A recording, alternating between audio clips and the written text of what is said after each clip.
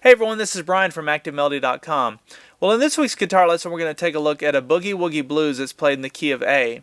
Now, I'm doing this on electric guitar, although this sounds great on electric or acoustic. So either guitar that you have, you can play along.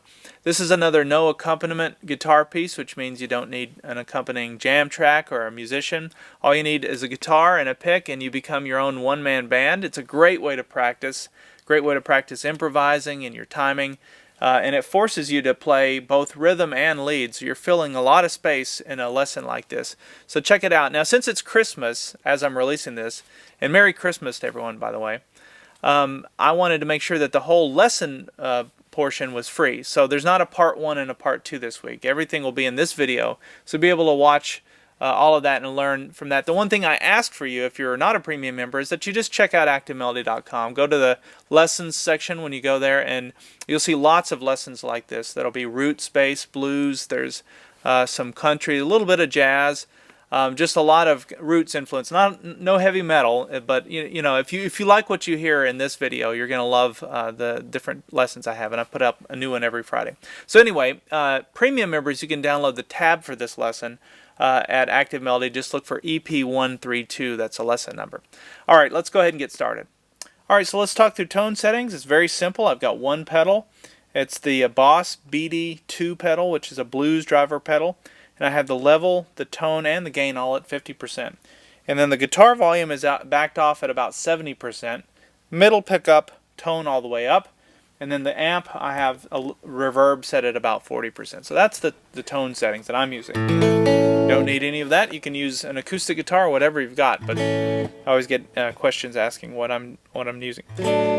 Okay, so this is a 12-bar blues in the key of A, and the first thing that happens is the A part, and I start by playing really what a bass player would be doing with this walking bass line. It sounds like this. So let's talk through that and get all of the fingerings for that. So the first thing I do mentally is I go ahead and just create the A chord with my left hand, and I do that by barring the first 4 strings on the 2nd fret. And if you play strings 5, 4, 3, and 2, that's your A chord, and that's kind of home base for me on this, or how I think of it. And this bar is going to stay down the whole time for the A, throughout the whole A part, not through the whole song, but through the whole A part. And then now that that's in place, we can play our open 5th string, which is an A note. And we start by playing that. That's a downstroke with the right hand. And then we do an upstroke on the 3rd fret. I'm sorry, we do an upstroke on the 3rd string, which is behind the 2nd fret here. So we have downstroke, upstroke. And now you can hear that both of those notes are the same note. They're just an octave apart. That's an A note. Now after that I did this part, and so I took my middle finger, came down to the 3rd fret 5th string, ring finger goes to the 4th fret 5th string. Now that's a down up with the right hand. So we start with a downstroke, up, then we have down, up. Now we're going to go back and forth between the 2nd fret and the 4th fret. There's a down, up, 2nd fret 4th string. Ring finger goes down here on the 4th fret 4th string, and then it comes off. So it's a downstroke, upstroke. So now we're going to come up to the 2nd fret 3rd string. We're going to play that twice. We're going to play the 4th fret 4th string twice, 2nd fret 4th string twice. So we have,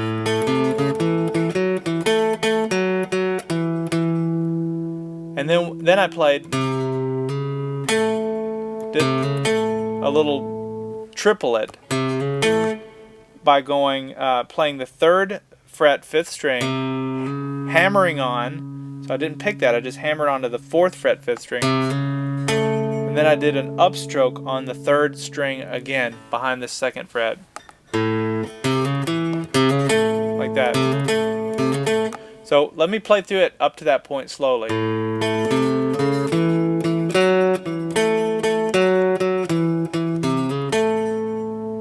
Okay, now I came down and hit the open 5th string and then did an upstroke by playing the A chord, and I'm just grabbing strings 3, 4, and 5.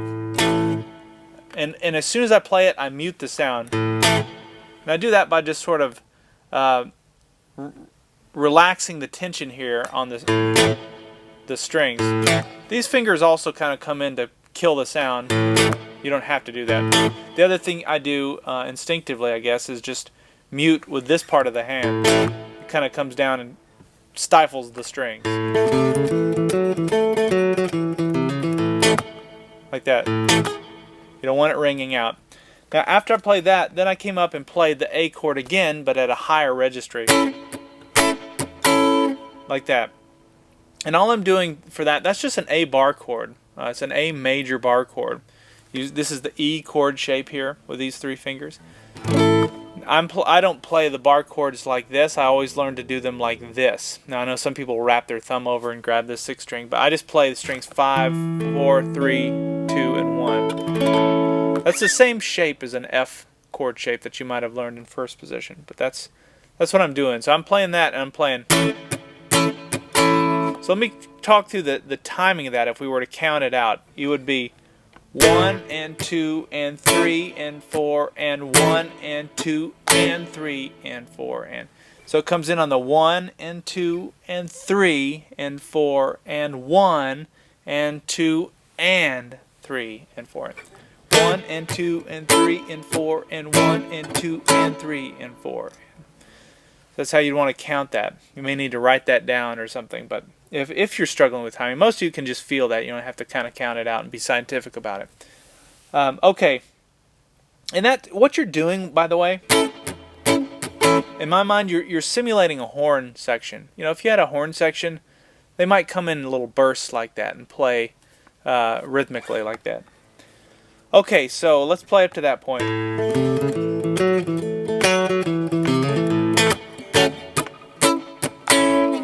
And that's how it sounds. Now, the other thing to point out is it's a shuffle. You're not playing it straight. You're playing da da da da da da da da. That's the kind of thing you bob your head to. It's like shuffling a little bit. A little swagger. So then we come to the D part, which sounds like this. So let's talk through that. So I start by with my left hand, I go ahead and push down on the 2nd fret 3rd string. And then the first 2 notes I'm going to play are the open D string and the 4th string, and it's a down up stroke on that 4th string. And then watch this. You'll recognize this from what we did before. That's the 3rd fret 4th string with our middle finger. And then the 4th fret 4th string with our ring finger. Remember on the A part. Same area, we're just up a set of strings. And then we're going to play a down up on the 2nd fret 3rd string. That's ring finger goes down on the 4th fret 3rd string and then comes off. So that's playing the 2nd fret there. Keep this bar down the whole time. You're just really barring those first 3 strings, just like we did on the A part. Then pinky comes up to the 5th fret 3rd string, then off the fretboard. We've still got our bar there. Now watch this.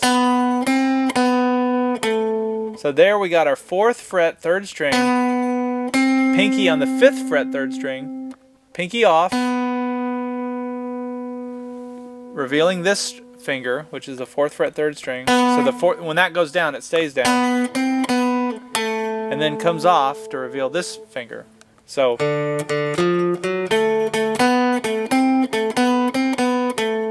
And then we play those two notes to get back to the A. So that's the 4th fret, 4th string, 2nd fret, 4th string. And now we're right back to the A. Let me back up and play everything up to that point to put it in context.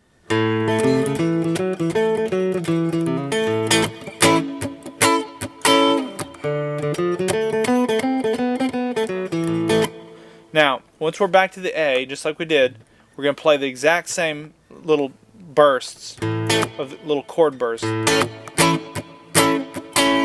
Then we come to the E part. Now the E part is exactly the same as the A. You're just playing everything down a set of strings. So we're starting on that open 6th string instead of the open 5th string, because that's the E note, open E note. So we're going to play the open 6th string with a downstroke, upstroke on the 4th. Oh, by the way, I'm barring, again, doing the same bar here. This time I'm barring the first 5 strings instead of the first 4. So we're going to play open 5th string and then the upstroke there on the 4th string. And you guessed it, this would be the next thing. There's our middle finger on the 3rd fret, ring finger on the 4th fret, 6th string.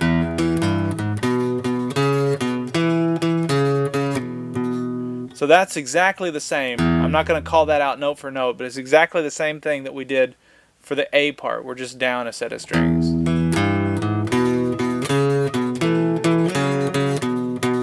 Now to get back to the A, I played that. So that's the 3rd fret and the 4th fret on the 6th string. And then we're right back to the A.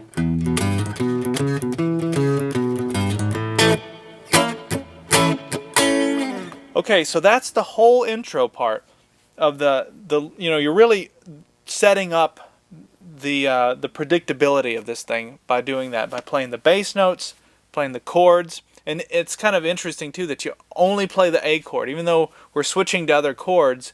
The little bursts that you play, the chords that you play, are just the A parts, which kind of makes it easier, I think. The only chord you're playing is an A chord, even though we're playing an A, a D, and an E. All right, so let's and rhythmically you are.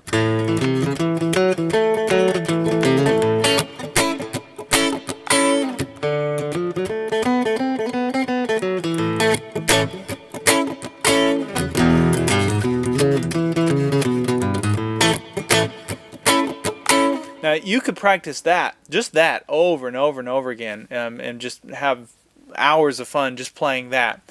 But there's a part 2, which is a lead part, so I wanted to throw in a little something extra. And for this, we're going to come up to the minor pentatonic scale, the key of A, and we're going to be in pattern 1. Now, if you don't know what I mean when I say pattern 1 or minor pentatonic scale, that's all covered in the blues lead course at Active Melody. I have a whole course on that. But I'm going to assume that you've gone through that. So the first thing that we're going to do, if you haven't, you can follow along. You'll still be able to play the notes. So the first thing we're going to do, and this is actually a good kind of reminiscent of what I covered a couple of weeks back, which was mixing the minor and major pentatonic scale, because that's what I'm doing here. That's what gives it kind of that jazzier feel. I'm starting here on the 7th fret, 2nd string, and sliding up to the 8th fret, 2nd string. And by playing that note and that note, that's the major pentatonic scale for the key of A, and this is the minor. So you're kind of blending those two at that point. Now after you do that, and I use my ring finger for that, I take my pointer finger down here on the 5th fret, 2nd string.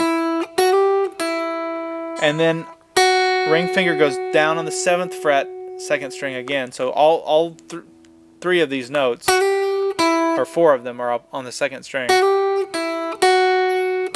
And then we're back to the 5th fret, 2nd string.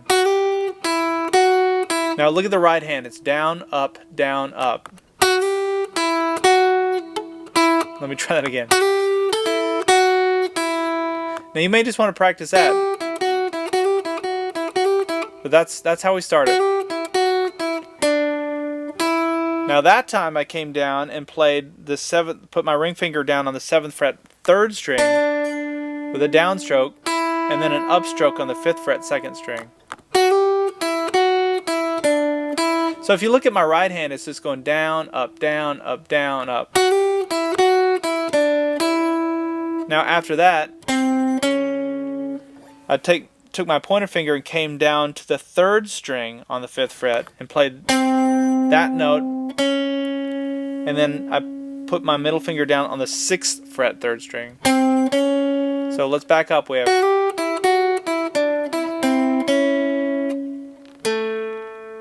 and then we come down to the 4th string on the 7th fret, 4th string 5th fret. So let's back up. That's what we should have so far. And then watch this. And for what I'm doing here is I'm taking my ring finger and coming down to the 7th fret 5th string, but as soon as I play it, I slide it immediately up to the 9th fret on the 5th string. And then my pointer finger goes down on the 7th fret 4th string. And what I've done by sliding into this is I've slid into the major pentatonic scale. So this is all bluesy when you play it with the A, but when you come up to this position, you can tell it sounds a little more happy, and that's because we've now slid into the major pentatonic scale. Okay. And then I went, and that's just I picked it, did a pull off, and did a hammer on. And what I'm doing there is I'm playing between the 9th fret and the 7th fret on the 4th string. There's your pick, pull off, hammer on. The hammer on goes down on the 9th fret 5th string. And then I come up to the 7th fret 4th string. And then I play the low 5th string, or the open A string. Okay, let me back up from the start of that lead.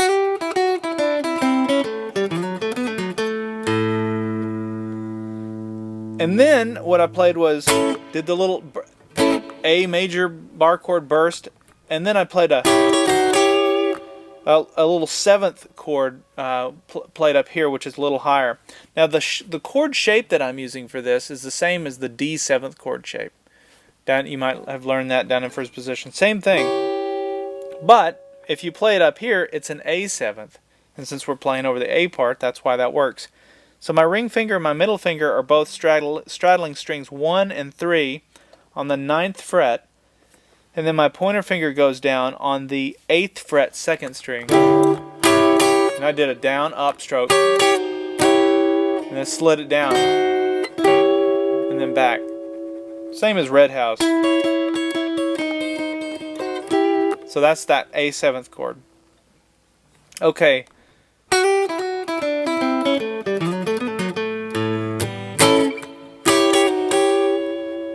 Now, the song would switch to the D part, and what's interesting is even though you don't have a bass player, you don't even have a rhythm player, and you're going right into a lead, and you're playing that lead naked with nothing underneath it, to the listener's ear it makes sense contextually, because the first time through, when you define the whole thing.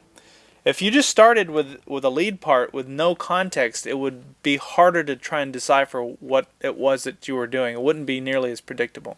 So anyway, I just wanted to kind of mention that. Okay, so this next part I went. And for this, I'm going to start here on the 7th fret 1st string. And we're going to slide up to the 8th fret 1st string. Now this is very similar to how we started the A part, except we're up on the 1 string instead of the 2 string. Now we're coming down to the 5th fret 1st string, so all that's looking the same.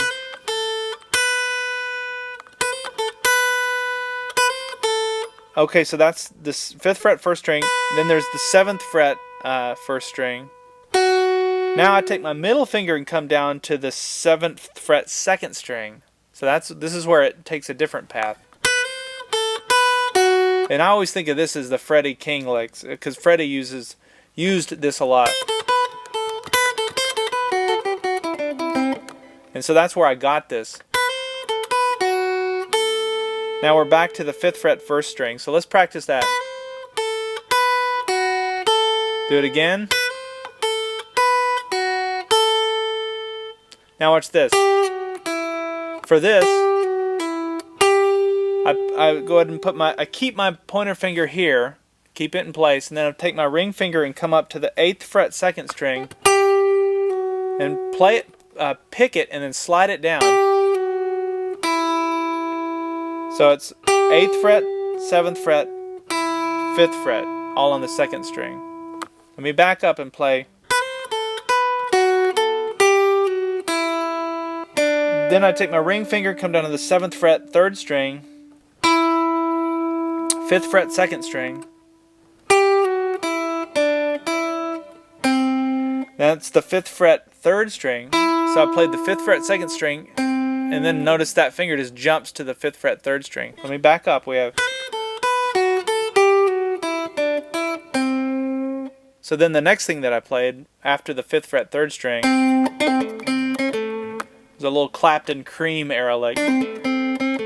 So I just kept my finger there on the 5th fret, 3rd string, and then I did a pull off and a hammer on, really, between the 7th fret, 3rd string and the 5th fret. There's your pull off, and there's your hammer on. So the ring finger pulls off and then it hammers onto the 7th fret, 4th string.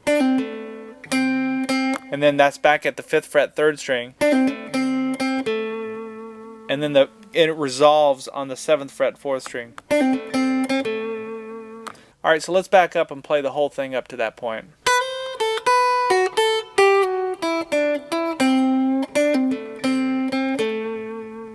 One more time.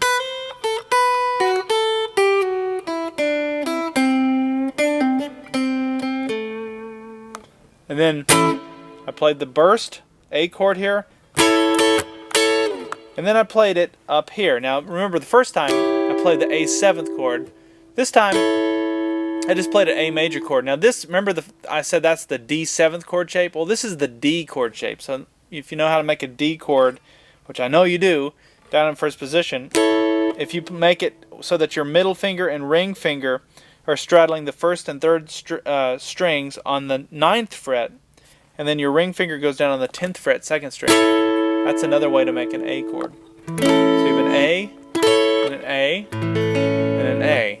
And you need to know how to make your chords up and down the neck, because everything really kind of hinges on that. All your leads and everything, it really kind of, once you understand that and can visualize it, it'll really help unlock the fretboard for you. So you got an A7th chord shape and an A chord shape. If you learn nothing else, you've learned that.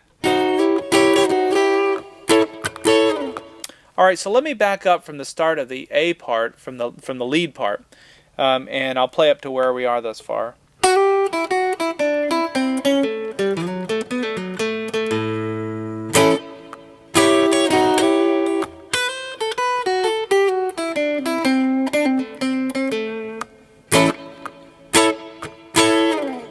So then we would come to the E part, and what I played there is I played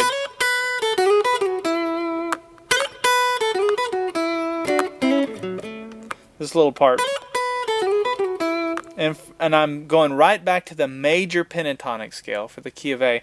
So I'm starting here on the 7th fret, 1st string, and I could have bent that, I guess, but I just thought it sounded better to slide it. So I slid up from the 7th fret to the 9th fret, and then back to the 7th fret.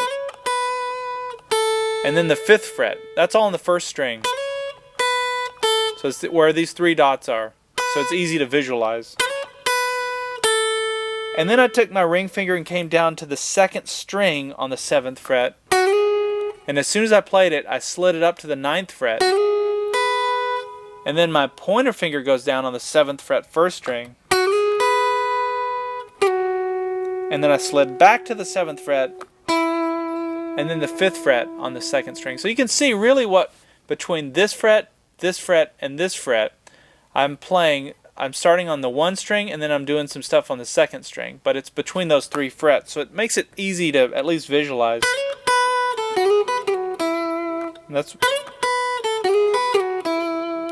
And then I went,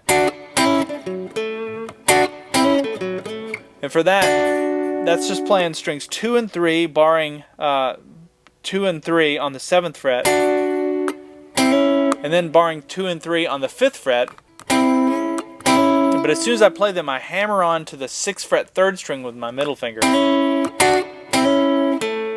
7th fret 4th string, and then I reached all the way down here to the 4th fret 4th string, because that's the major, that's back in the major scale, instead of playing here, which would have been the minor pentatonic scale. I came down here. I thought it sounded better. So we have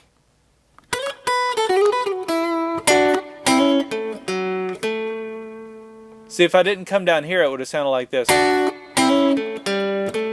which would have worked, but I just thought that by making that a major note, it sounded more kind of jazzy, I guess.